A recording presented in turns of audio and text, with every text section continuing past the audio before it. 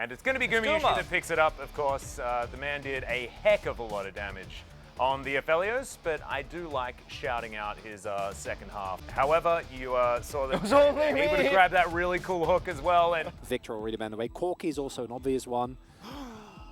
Yeah, there it is! And it gets a big cheer from the audience. Baby. Particularly that Corki, but would be a good matchup. And I think for Zay is the most important thing. I'm happy to give him the counter pick because I feel like he has been the most up and down player that we've seen on T1. Nice as well. Here's Owner to the bottom lane. He's already here. As, okay, they should know with the aggressiveness and the Ignite already used. As here comes Owner, trying to get that combo onto Delight. Wants to land the red buff first, and he will predict the flash. As there it does come down. Even going to force Henna to flash away as Umpty is here, but not quick enough. Yushi, Kerry going to feel a lot better. Look, the level 2 when it starts as well. It's just really nicely done. Immediate heal coming through. And then Owner just, getting the slow, and at that point, as Delight, even if you flash upwards. Oh! Let's say that though. Take a look at this. Flash will be used, and in goes the Xin Zhao. Is going to get the knock up here and finally take down Gumayusi. Was a bit close. As now Owner is nearby, looking for the kill potentially onto Umpty, but will not overcommit. He's going to be waiting around. There's no summoners on the bottom lane of Fred Brion, so not just here to help, but here to make a play happen. They take down Henna very easily. Keria able to tank that up, and another blow to the bottom lane. This Flag and Drak can easily hit. And here you see exactly the same situation, right? Like Umpty and Delight, no, Gumayusi and Keria, they have to shove in this wave. No way around it for them. And even with Gumayusi doing as much as he possibly can, gets his red gun just a little bit too late. Owner initially thinking maybe we go in here, but wouldn't have ended very well. Then Keria able to get the Whimsy. Lockdown follows. Much harder to 1v1, especially with Morgan this time going for the tank build, which I think is the correct choice with the amount of damage his team is available. As here comes the engage. Yeah, big flank coming in from the Karma of all people. He gets the flash out of Keria, so that's something. The other engage is relatively limited. Henna flashes forward.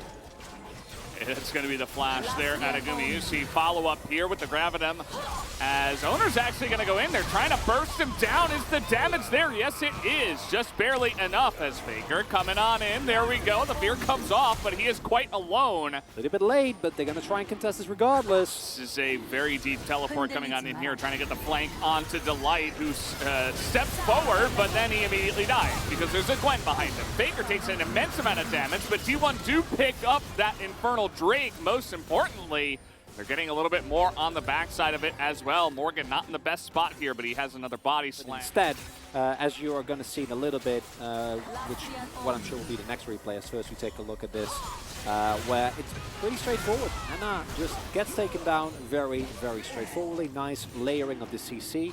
And then here, interestingly enough, even though it's Fred Brion that has prior on this objective, 2 of them members are actually nowhere near it, right? You see Henna on the opposite side, unable to do anything whatsoever, and the same for Morgan. And the key thing for Fred Brion, who is still on the river. Yeah, he is enjoying the beach. Yeah. So the Rift Herald is going to go through here, and Zeus immediately looks like maybe he got whimsied or something, as they're taking a huge amount of damage. You talked about these two guys in the early game, they're so obnoxious. As here comes Big Boy Gragas, really nice flash out of Gumayusi in response, but the cask is just way too much, and here's Lava. He's looking to feed in that backline, but he gets absolutely nobody at the end of it all. How could that possibly happen?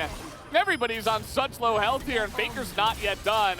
As he pushes forward, flash Q into the face of the Karma, picks up a double kill. Great use of stun that actually turns out to be nice, because it all seems like it's going kind of so-so as Lava hits some really, really big rockets on top of Guma. But then Umpty, his initial charge, gets stopped. He needs to use ulti defensively, and then this flash is beautiful in of itself. The cask not actually able to get carry, and then look at this. The fact. How does he kill nobody? Because he gets polymorph. Polymorph, and it's not balanced. Polymorph is not okay. Owner beautifully layering immediately afterwards that CC. Yeah. And then Gumayusi using the sustain of his red gun. And while that was happening, I think Faker got like, got by Fred Brion. As here comes Faker, he's gonna find the fear, and that is a dead Corki. Doesn't matter what you've got, as Faker burns down, but it does not matter as he will survive. Here comes Gwen. Zave's gonna get the front line down, and the needles in their face. Owner decides, well, maybe I'll just go down, but it does not matter as it is still a 2-for-1 in favor of T1. They should be able to pick up this Ocean Drake as well. And I mean, they have some big shields like we have been talking about. They have ways to get their health, but it's taking a while to take down this Baron. And you can see a bunch of damage onto Owner as there's the poke.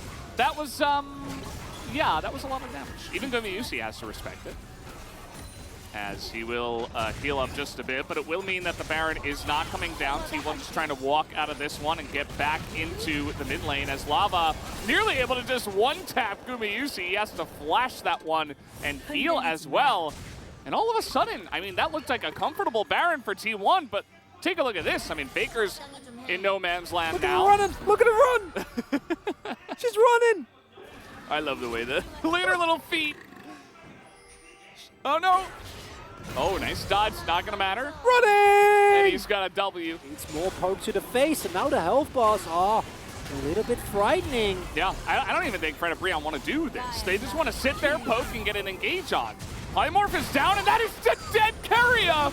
And it's probably a dead Faker. So much more poke comes in as Gumayusi does insane damage, though. And that might just be enough to win this one for T1. Zeus is going to front load the fight here and push the Gragas away. As, man, the Aphelios in the end might just do it. Owner just barely is going to survive here, it looks like, as he gets the triumph there at the very end. Fred and Breon will have to run away. Right there. Because here we see why Corki is as relevant as he is. Champion is pretty good. Press button, kill champion. That's the end of that. And then here, the fear. Then the double knock-up from Owner. And then Gumayusi with the incredible.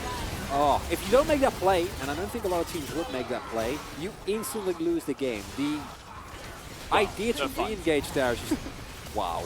And then he dies because, you know, oh no, actually he survives and then makes his way over. They're still in the game, but definitely a different feel to what we've been saying from the last couple minutes. Not really comparable. A really nice pass coming through. I mean, this is late in Gwen. He's literally full health. That seems very dangerous. Okay, yeah, they're just going to get the Baron here. We do have the Elder coming up in 30 seconds, but there's more than enough time with 3 inhibitors down for T1 to just say, we're just going to kill you. And it might just do that. As here comes the entirety of the team. You know Faker's looking for it. Not quite going to work, though. As here comes T1 now. As, okay, nice little try. Got to go for the risky play. When you're this far behind, everybody's just going to get wiped into the bin at the end of this one. As Faker going to pick up yet another kill, and they will even get the ace. Faker staying alive, and Zeus will as well. That's going to do it. T1 take the 2-1 victory tonight. It was not easy. I'm not sure they'll all be super happy with the win, but a W is a W, and they will go home with it tonight at least. Props to Fred and Breon for making it interesting. They got very close. Now you come into the beginning of 2022 and you nearly take... Oh man, we're doing this again. That guy nearly fell backwards off his seat, so be careful, guys, when you're going for this. It's only 3 buttons. No, I mean, he was having an insane day. Supreme mechanical skill coming out from them. I don't know why we're watching this back. It's mean. Nice. Oh, You're going to hear just the exasperation. Yeah, exactly. Size of exasperation that did come out there. See, Lava and Henna did have some big numbers, but at the end of the day, it was Zeus who had the most damage. Choice is going to be Gumayusi once again for his Aphelios. Yeah, he's really starting to